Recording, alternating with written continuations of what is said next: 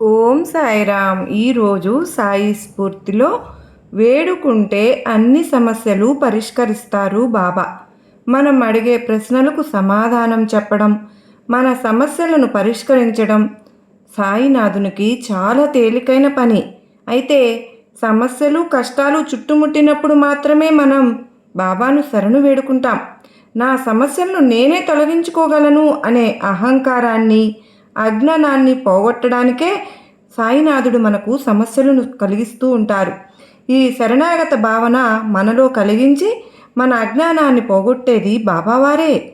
మనం సాయినాథుని మీద ఆధారపడి ఉన్నామని, సాయినాథుని అనుగ్రహం మనకు తప్పక కావాలనే విషయం గుర్తు చేయడం కోసమే భగవంతుడు మనల్ని సమస్యల వలంలో చిక్కుకునేలాగా చేస్తారు.